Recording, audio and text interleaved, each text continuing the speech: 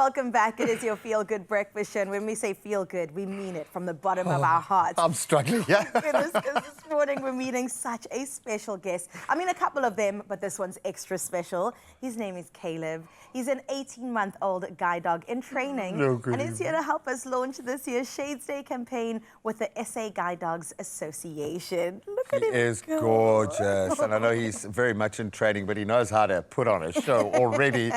We are here for that, and we are here for the Guide Dogs Association. I think, like this beautiful community around them, the campaign is all about learning to see through someone else's eyes. You get the irony, and supporting the training that changes lives in the most fundamental way.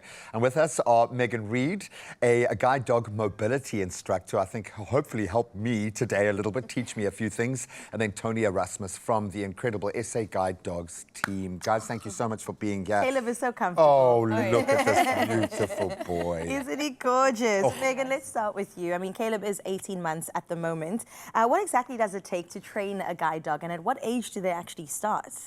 So, I mean, it basically all starts in our Johannesburg office. We breed all our own dogs, and they are all born in puppy block, which is a dedicated building just for our mums and puppies. And then when they're about 8 weeks of age, we then get some of those puppies and we place them in volunteer family homes. Those are our puppy raisers, and those are really the true heroes of the whole story, because we could never do it without them. Sorry. And yeah, so I mean, you would know what all is entailed there. Labradors are notoriously naughty dogs. So our puppy raisers really go through a lot. Lots of patience and dedication required there. But the biggest thing they do is teach them manners, teach them to be nice and obedient puppies, and then most importantly, expose them to different environments, different situations that, you know, in order to prepare them for when they're actually working with a visually impaired person who is likely to go out and walk in all different environments. Right. And then at around 14 months of age, they then come into big school.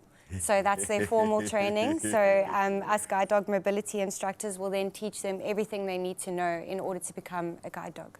And that's when our hearts break. Yes, yes. It's a different journey, but you know, anyone who's doing that kind of role steps in and out of the ecosystem. And I know there are some repeat offenders, but you do this every day. So thank you so much for being that. Thank you. The word independence keeps screaming in my head. For the dogs, they've got to train to achieve a level of independence that's astounding. And I think it proves how little we know about dogs ultimately when you see what they are capable of. But for the person who is going to connect, there needs to be a level of empathy within the ecosystem around them that we often forget about. It's not just about raising the funds. When we talk about Shades Day, which is very cool, looks good in shades, this is a golden opportunity to plug each other into our lived experience. Absolutely. Yeah. What do you want to achieve this year with Shades Day? Because I know there are so many things that you need to achieve. Absolutely, Graham. So for us, when South Africans see our sticker, we really want them to feel a sense of belonging. You know, like we're all standing together, coming together to build a country and a society where people with visual impairments, they feel supported. And not only supported, but seen. And, you know, it is something as small as just putting on a sticker, but it carries a big message that we are all together.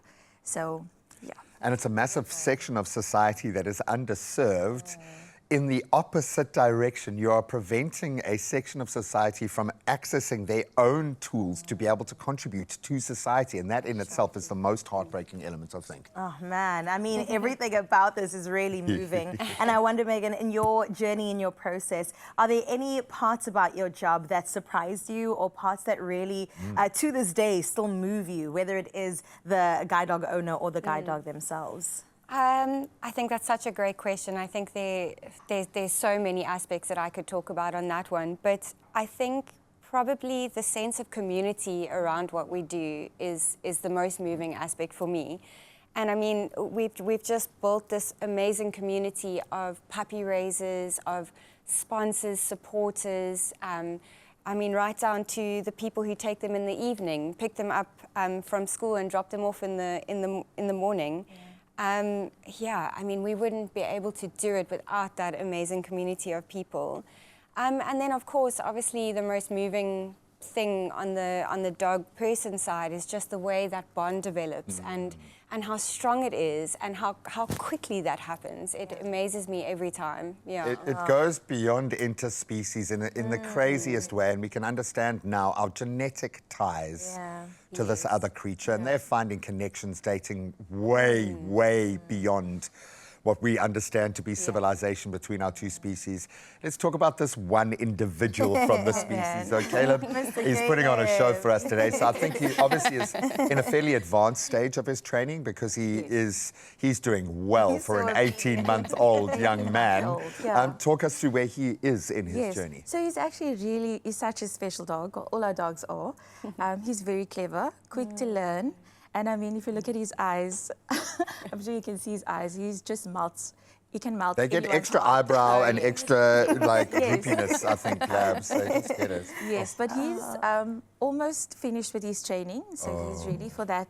Almost ready for the life-changing partnership. So yes, he's almost ready to be matched with someone who's visually impaired. And in that process, it's been quite a journey. But yes, he's almost ready. Yes. We're gonna do something practical in a moment, so I almost don't want to ask too many questions now because I'd like some on-the-job training as we do this. Should I be nervous? Should I be excited about doing my little test with Caleb? I think excited. Definitely excited. He loves working. It's such a nice experience. Oh, man. I have one gear, as you can see. I'm very excited. Thank you, Megan and Tony. And thank you, Caleb. And thank you, everyone who has informed his journey to get to this point. How do we repay that dedication, the sacrifice? Shades Day. Simple as that. Runs up until the 17th of October. And I'm telling you that every single small act of support really helps someone see the world a little bit differently, even yourself. So head to guidedog.org.za to donate, get a sticker, wear it proudly, and of course be part of this beautiful, beautiful story.